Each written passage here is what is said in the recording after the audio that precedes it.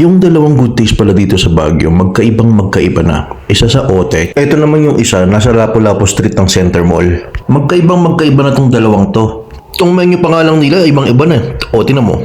The Original Good Taste. Pati pangalan, iniba. Yan na yung pangalan ngayon ng Good Taste sa Center Mall. Ito naman yung menu nung nasa Good Taste Otek. Ang daming pages, oh. Wait lang, pakita ko. Yan. O, bilangin mo kung ilang page yan.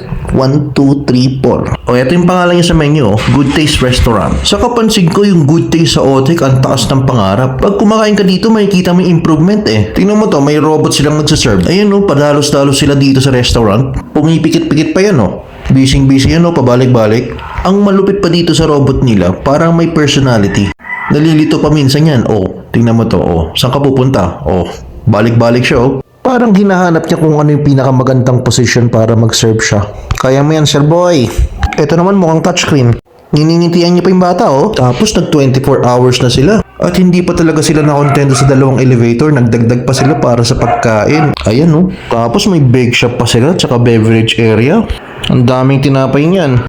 Tapos ilang buwan lang, may kiosk na sila, touchscreen. Yung parang sa McDo tsaka Jollibee. Grabe yung improvement ng restaurant na to, tuloy-tuloy.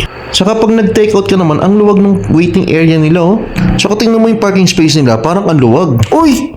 Parang ang daming serving yan, oh. Naku, tinakam ako. Wait lang, order muna tayo. At ito na nga ang Good Taste Rice. Let's make that sauce. Lime, sili at ketchup lang yan. Malasado, paborito. Ayan na siya, umagos. The Good Taste Bite. Uy, may nagtatagong asado. Ano to? Ala, ang daming surprise oh. Marami kang tinatago good taste pati karne. Oh, wag natin kalimutan yung sausawan. Yummy. Ito rin ang nagpapatunay na competition is good. Dahil kahit maraming improvement na ang nangyari, you can always go back to the original good taste. Dito mo makikita yung history ng restaurant na parang nasa museum ka. Makikita mo dito yung mahilig silang mag-alaga ng koi at hindi lang yun yung pampaswerte nila. Ayan pa oh, makikita mo yung authenticity ng restaurant eh. Saka ang dami pa rin nagti-take out dito oh. Hindi mo masasabing na pag-iwanan to kasi tinatao pa rin yung dining nila eh.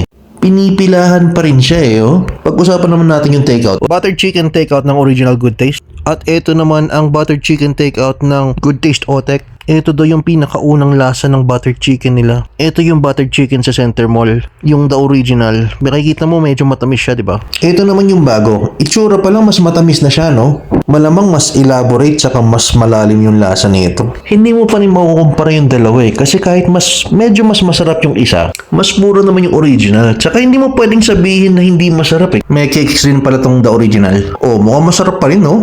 Saka tingnan mo to, nilalagnat yung buttered chicken nila sa sarap. Joke lang, para lang daw yan hindi pawisan yung loob para hindi maging sagi. Sir boy, i-price check na rin natin no, para makita yung difference. 480 yung buttered chicken sa original, 660 naman dun sa may Otek. Mura pa rin yan sa dami ng serving na binibigay nila. O diba, may option ka na. Kaya see you on my next vlog!